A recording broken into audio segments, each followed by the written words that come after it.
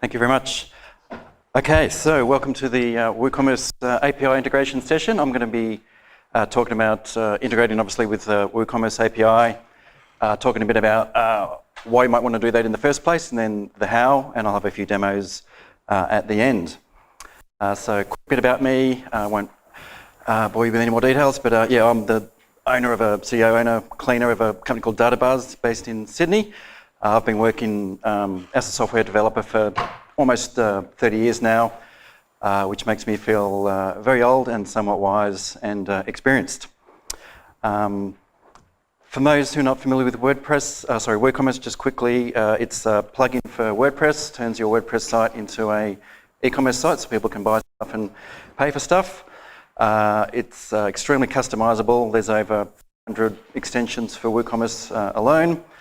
It was founded in September 2011, and it's now part of the Automatic family.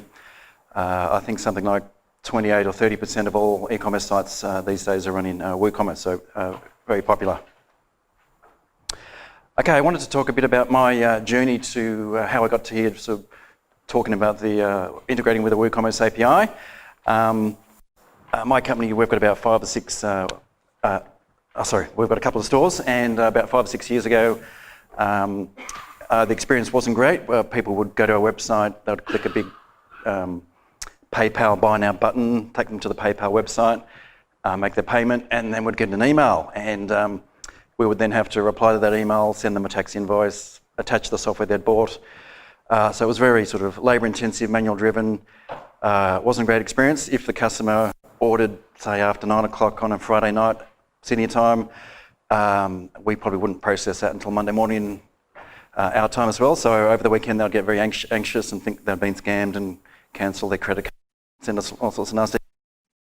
Sometimes would email they'd bought and it would bounce back because they couldn't receive attachments that big. So it wasn't a very great experience. So we knew we needed a better solution. So I started around and quickly found WooCommerce, and it worked really well with WooCommerce. So within a short space of time, I'd created 2 WooCommerce sites, and then we had a great experience. Customers could buy software online, pay online, get the downloads automatically, and get a tax invoice automatically. So we didn't have to do a thing. The missing piece for us was use WordPress or WooCommerce to run our business. We use it to run our website now, e-commerce stores, but we use other software like CRM software, and then we have accounting software, and we've got to get all those orders out of WooCommerce into our CRM and then into our accounting software as well. So being software developers, we looked at, knowing that many of you do, that WordPress is built on a MySQL backend. We thought, let's just use SQL to get the data. The trouble with that is there's no sort of structure around how an order system would typically works. So there's no orders table, there's no line items table, there's no products and customers table like you'd normally have. There's things like post and post meta and all that sort of stuff. So we worked out that you could create an SQL view to get a nice little representation of how an order should look, that we wanted at least. We wanted orders with line items that we could sort of suck. And that was working quite well until one day it stopped working, and overnight we couldn't connect, and it took us about sort of 1 or 2 weeks to finally track it down. We managed to get in touch with the right person at our web hosting who said that yes, they'd turned off remote SQL access overnight. No, they didn't tell anyone. No, they weren't going to make any exceptions, and thank you for your call. So we were stuck. We needed a solution pretty quickly because we had to go back to manually processing orders, and that meant a lot of manual double data entry, and we've got better things to do with our time than have our staff re-enter data. So once again, I started looking around and realised that, WooCommerce has an API. And looking back, well, like our company, we live and breathe APIs. That we spend sort of working with APIs. And looking back, I'm sort of puzzled as to why we didn't just start with the WooCommerce API in the first place, but that's how we got here. So before I get into the details of the WooCommerce API, just a quick bit about those who aren't familiar with them. So API stands for Application Programming Interface. There's the definition from the great of Wikipedia. I like to think of it basically just as a set of instructions about how to get my software talking with your software.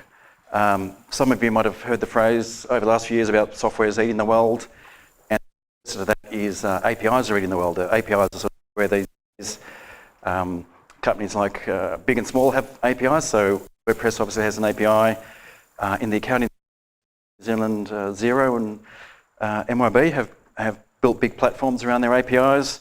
Twilio is a company you might have heard of in the States. All they have is APIs. They've built a business on APIs around things like SMS messaging and voice messaging. And in the social media space, companies like Twitter and Facebook also have APIs. So APIs everywhere. Okay, so why would you use the WooCommerce API? So I've sort of alluded to it a bit.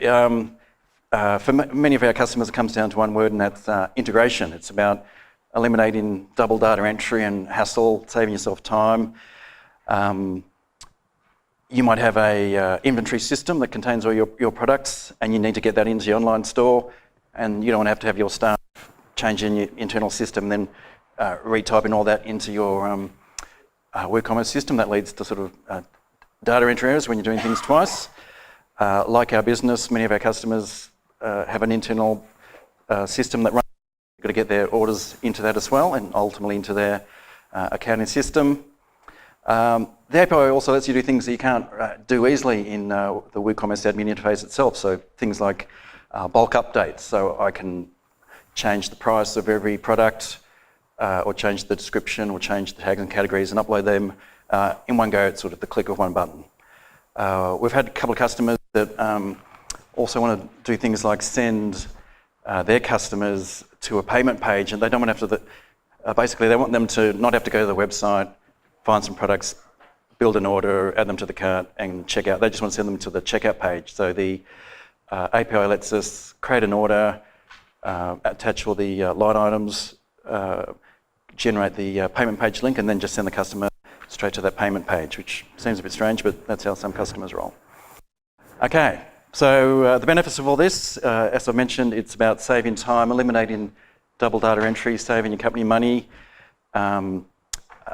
When I wake up in the morning and we've had a few orders overnight, and I know that they've automatically found their way into our CRM system and ultimately into our accounting system, and we haven't had to do anything, that's a great feeling, and gives us that sort of Zen-like state of calm we've been seeking for many years. So it's about taking the stress. Staff have got much better things to do than be data entry clerks all day. So this is what you can achieve with using the API. So let's get into the details of the WooCommerce API itself. So there's the URL for the documentation. It's a very well documented API in our experience. This week was an exciting week in the WooCommerce API space because a new version was released with WooCommerce 3.5 has released version 3 of the API. So there's currently 3 versions of the API in WooCommerce. Version 1 was for WooCommerce 2, version 2 was for WooCommerce 3, and version 3 just came out for WooCommerce 3.5. You get all 3 versions. They're all installed. They're all enabled. You don't have to install or turn anything on. You just get them. Version 1 and version 2 are obviously going to be deprecated and removed possibly at some point. So any development you do today, you do with version 3. So it's what's called a RESTful API. It lets us make requests to the API using standard HTTP verbs that you've probably heard of, like get, post, put, and delete. And that allows us to create, read, update, and delete information all from outside of WooCommerce using the API. There's code samples for a lot of the popular programming languages, Perl, Node, PHP, Python, Ruby, and some SDKs, that official ones that you can download and get going with straight away.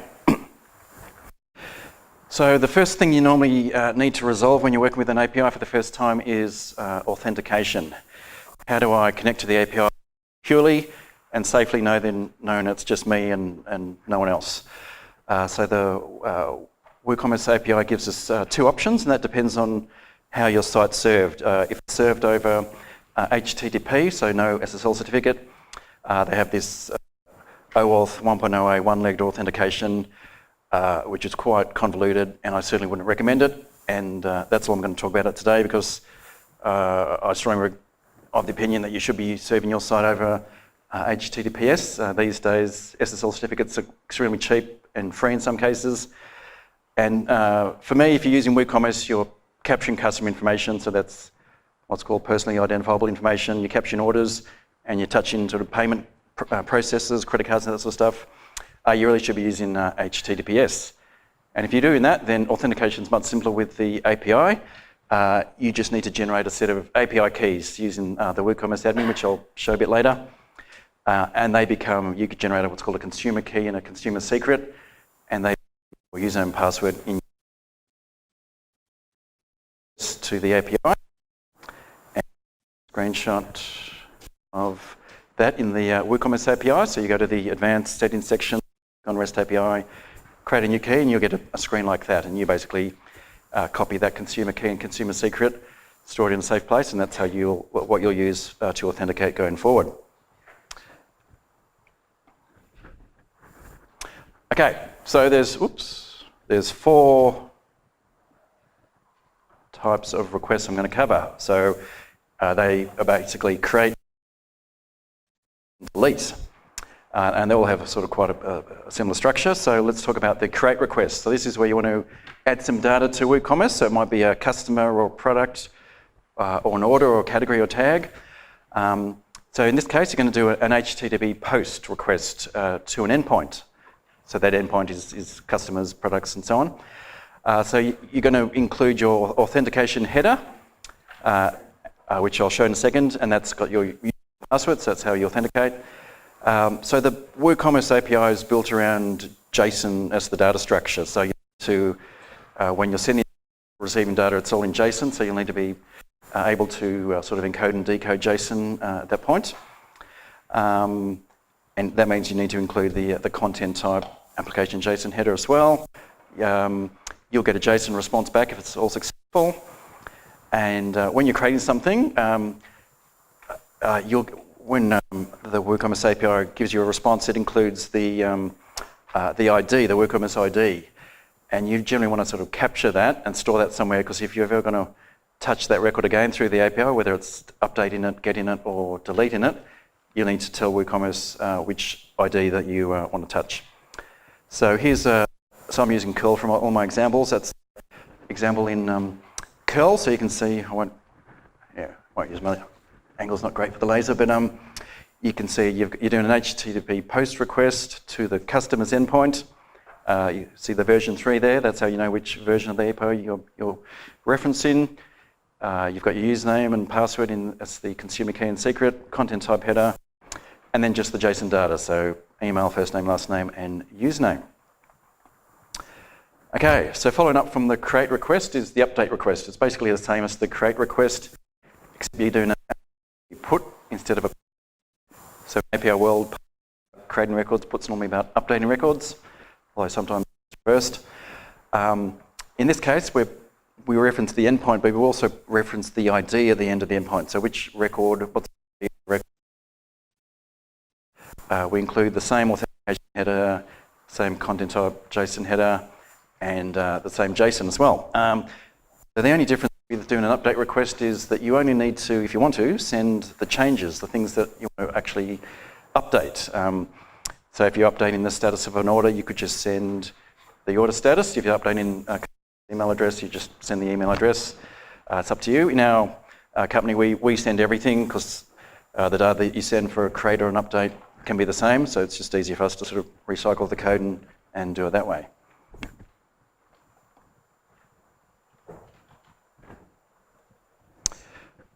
Okay, so there's an example of an update request, very similar to the create request, except it's just got the ID on the end of the URL. And I'm just including the data that's what's going to be changed.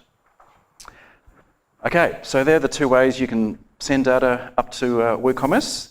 Now we're going to talk about downloading data from WooCommerce. So that's when you do a GET request. So GET request, typing in a URL in your browser. There's no data to send. You're basically just specifying an endpoint. And there's 2 types of ways you want to download data. You might want to download a single record or a group of records. So we'll cover the single record first. So when you do a single record, like a update request, you need to specify the ID of the record that you want to get. And you just build out the URL, you include the authentication header, and that's it. You don't need to send any JSON or anything, just create the URL. and you'll get back that record, the full JSON object for that record as well. If you wanted to, that's what the response looks like. So you can see the ID and the JSON data for the particular record you've requested. The next type of request is when you want to get more than one. So you might want to get all the products in a particular category, all the orders from last week or yesterday, all the tags, all the categories, whatever it might be. So this is where you're still doing a GET request, but you're obviously specifying an endpoint, say orders, with no ID. And you can now build out the URL a bit further by including extra parameters and the concept of pagination. So if you look at my little URL here, you can see I'm saying get me all the orders after that date and before that date, and give me page one and order them by ID in ascending order. So let's talk a bit about pagination. So when I tell WooCommerce to give me lots of records, a list, by default it just gives me 10. And obviously if I had 10,000 orders in my WooCommerce site, I wouldn't want to get those automatically because that would sort of flood the connection. The API would sort of slow to a crawl. My computer probably slow to a crawl while it's processing that. So there's always limits when you get in multiple records. So you get 10 by default. You can override that 10 by specifying a value for the per page. If you want a 20 or 50, you can do that. When you get a group of records, you need to examine what's called the response headers, and WooCommerce will tell you how many records it found, how many pages you're going to need to use to get all those records, and it'll give you the link for the next page as well. So you don't have to sort of programmatically work out what all that stuff is. If we have a look at an example of the response headers, I've highlighted some things in red. So at the top is the response code. So anytime you work with an API, you should always get the response code and see if it was a successful response. So 200 series is normally the success series. I'll talk a bit more about that shortly. You can see here we've got the XWP total. So that means 21 means I found 21 records. Total pages is 3. So I need to make 3 requests if I'm getting 10 per page to get all 21 records. There, helpfully, is the link to the next page. So I don't need to work out that. I can just go and grab that link header and use that for my next page if I'm sort of looping through getting all of these in one request.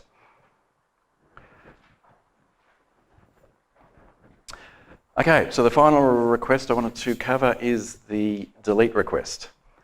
Delete request is very similar to an update or a get single record. It's basically specifying an endpoint with the ID of the record that you wish to delete.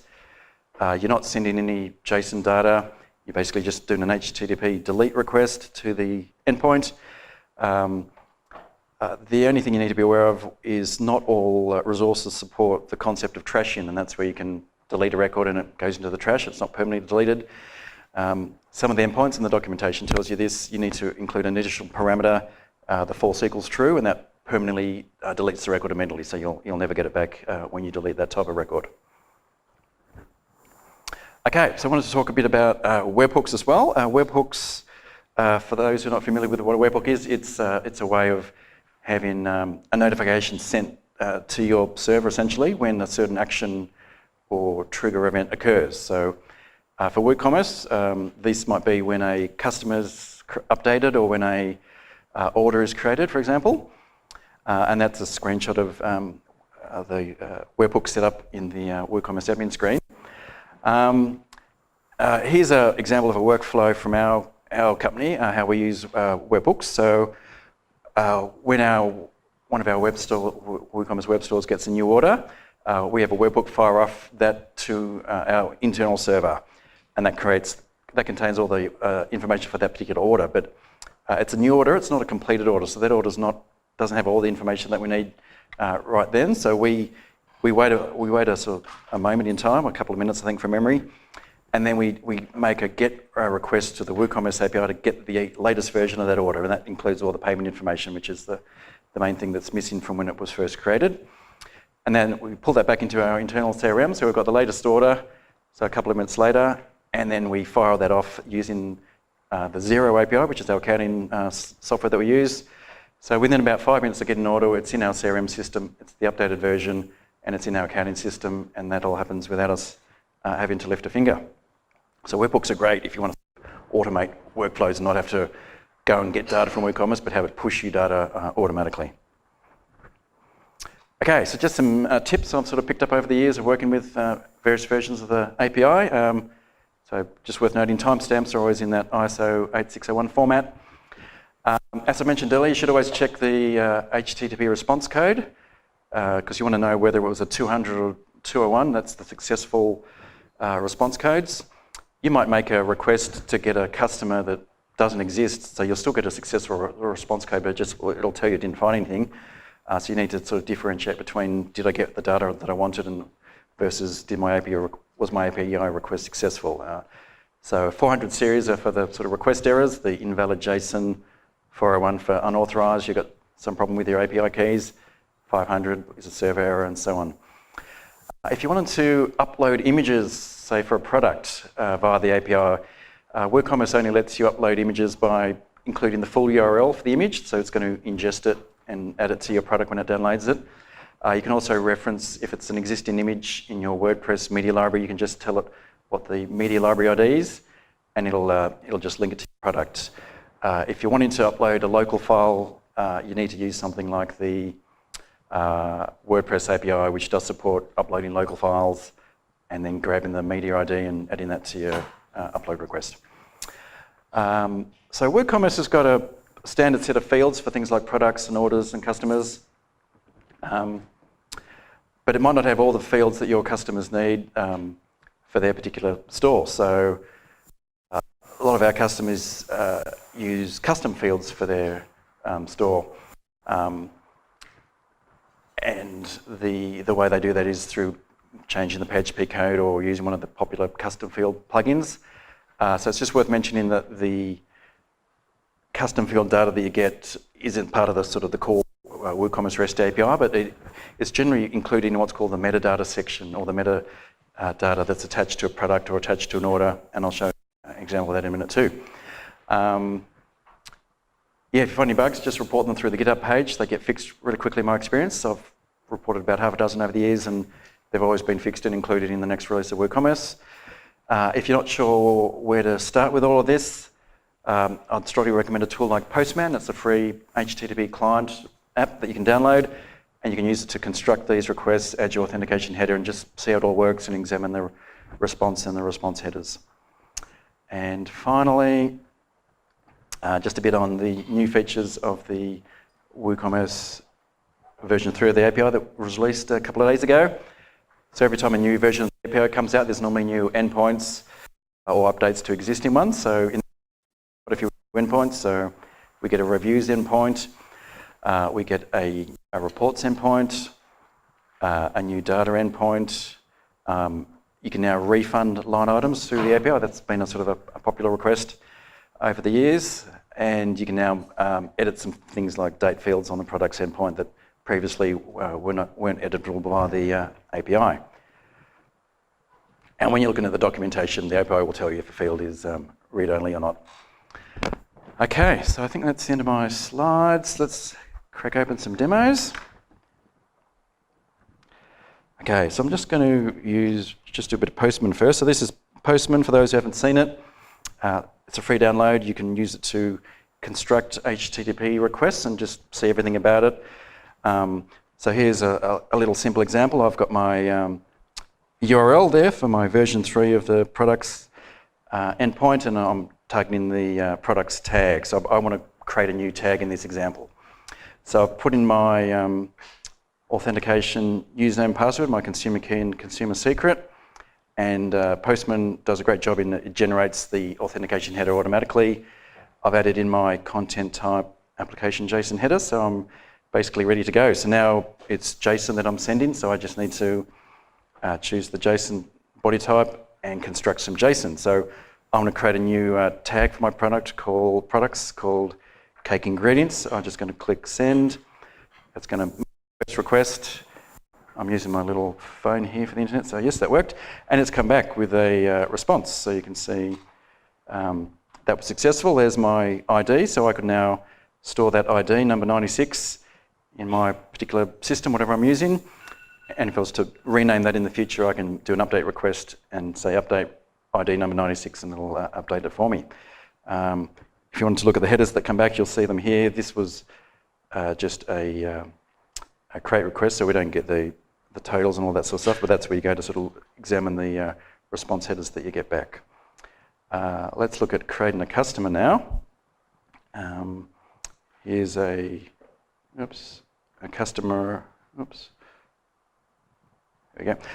So once again, I'm doing a post, and these are where you choose the different HTTP verbs you want to play with. So I'm going to do a post to the customer's endpoint. Here's all my customer data. So let's just hit send, and that should work. Okay, so in this case, I've got an error.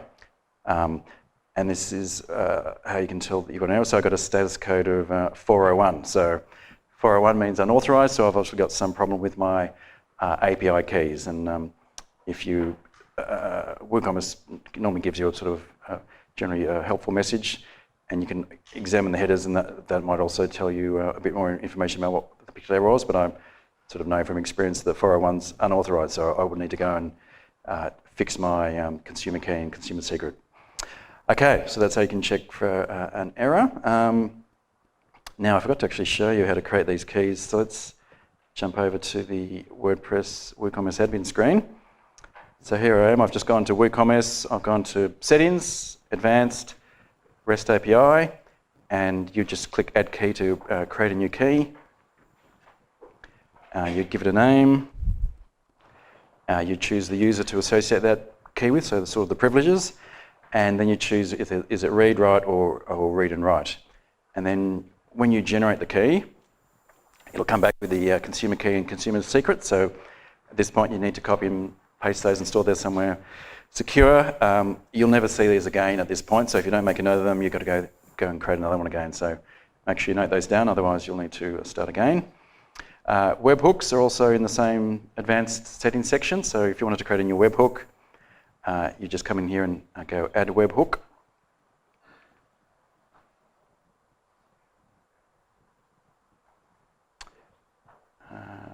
Do that again.